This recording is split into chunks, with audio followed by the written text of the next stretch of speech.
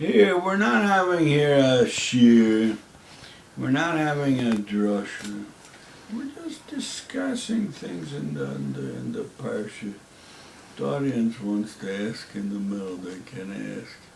If it's too pashut for them, let them say shut up and don't say such pashut things in big intellectuals like us. Whatever you want, you could say. Yeah, well. Okay.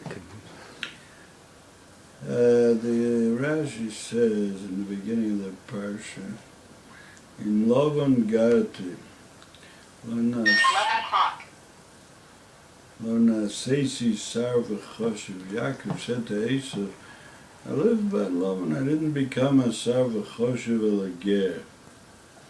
Einche kedai lishno shir brachos al birkas of vichos berchani avei gevir lachecha. Sharei lo niskayim obi. Yaakov said to Esav, the brachos weren't niskayim in me. Yeah, the father gave a bracha avei gevir lachecha. And here I was only a ger. In Lovan Gati I was a ger. So what's he trying to say to Esav?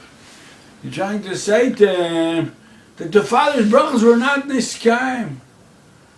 So what is that? Esav is going to accept such a taina, such a thing. What do you mean? So what are you saying? That the brothers of the father are not niskayim? What's them? Let's say, what's them? The emes is that he was a gerber in the house of Lavan and he didn't become a Sar v'choshev. How be'emes were the brachos of the father niskayim? Teretz says it was niskayim later. It has to be right away. This is the microwave age when everything has to come out right away. You put it into the microwave and it comes out right away. Is that what it's supposed to be like that? What? Yes. Is it supposed to be like that? So what? So Esav is not going to understand that. Esav is stupid. He's gonna accept such a teretz. What's up? Who asked this question? I'm asking. All I do is I learn Chumash and Rashi. And if I would have more time, maybe I would learn more Mefarshim, but I didn't have. I'm busy learning with all kinds of people and all kinds of things. So, as I want to say, a cloud go. You sit by the Shabbos table. What are you supposed to do? You're supposed to take a word from the Mayana Shel Torah or from the Torah and say it. Everybody's going to say Yashur Koch, and go right to eating the chicken or the chant or whatever. Is that what a Shabbos table is supposed to be? And continue to talk politics or to talk shtuyot or the prices of motorcycles or the prices of... Is that what you're supposed to do? To say a word? You're supposed to discuss. You don't have to have all the answers. All you have to do is learn Chumash and Rashi and think. 3 things: Chumash, Rashi, and thinking. That's all. That's what you need. I suppose you don't have time. So you take a Rashi and you think about it while you're on the street, while you're on the bus, you're thinking. Then you come up with a question. It's enough, you have a question to ask. So you bring up the question on the Shabbos table. Sometimes you won't even get to the answer. It'll become such a hamon chogeg. First of all, you have to tell the Olam what it says in the Chumash. Second, you have to say what it says in the Rashi. Then you have to explain what's bothering you. So by the time you get to what's bothering you, sometimes you might not even get to what's bothering you. You just, from talking out the Chumash and the Rashi, that itself will be so interesting because you thought about it, you meditated on it, so you'll say it in an interesting way. You won't even have to ask your question. Sometimes tomorrow morning you'll remember, oh yeah, I never got to the kasha that I... But that's all right, because a Shabbos table is not a place of drushes, it's not a place of shiurim. Although I know houses where it is a place of giving a shiur. I know a certain house where the father's house gives a shiur, he teaches. Yeah. שאני דיברתי איתו במנחה לפני שבועיים. He teaches. He reads them inside and he teaches. Okay. Reading inside, you know what Rav Shlomo Carlebach says. Yeah. And you see how his children turned out all right, I think. But this is what I say is the ideal. So you might ask, who are you to say what's the ideal? You know better than everybody else. First of all, I think in this I do. And second of all, if it's right, so it's right. If it's emes, it's emes. What can I do? And then to say a word, and then everybody says yashikach. I want to say something. What does it mean to say yashikach? To say thank you. What does thank you mean? That you gave me something that you didn't have to, so I thank you that you gave me. But to sit at a table and discuss and talk, you don't say thank you afterwards, thank you that you talked to me. You could say, oh, it was an interesting conversation. That you could say, if you want to lean your arm on the table, maybe it'll be easier. If you want, you could say the conversation was interesting, okay. But what does it mean, thank you? Thank you that you talked to me. So what am I going to do, not talk to you? What are we ashamed that we don't talk to people? So what's thank you mean, that you talk to me? If you're saying a shir or you're saying a drushes, and afterwards everybody says thank you that you said the drush. In America it goes even more than that. Somebody says a speech and then he finishes, thank you. Right, in the Geisha world. He gives his whole speech, thank you. What thank you? For what? That they listen to you, maybe? I think they're not thanking, it doesn't mean anything. It's just the way, Geisha politeness. See, we're getting far off the subject, but it was Kedah. Geisha politeness means it's nice, it looks good on the outside. And we're soon going to talk about the Esav. That's Esav, it looks good on the outside. Thank you means it looks good, so what's the difference? You don't have to start thinking... Parshas. Yeah. You don't have to start thinking who's thanking who. You finish a speech, they say something nice. Thank you.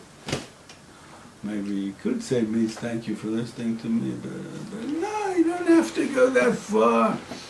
It's just, okay, well, let's be polite, thank you. Getting back to the subject. So I'm asking the question, and I don't have to, I'm not sure I have the answer myself, but we're discussing, we're trying to maybe to try to demonstrate what a Shabbos table should look like. Of course, we need the Hamon Chogega going along with it. That we don't have, but that's already, that'll be Zorem naturally. Anyway, what did Yaakov say to Esav? He said, I didn't become a Sarva Choshev. So the bracha wasn't right away. So what's Esav going to do?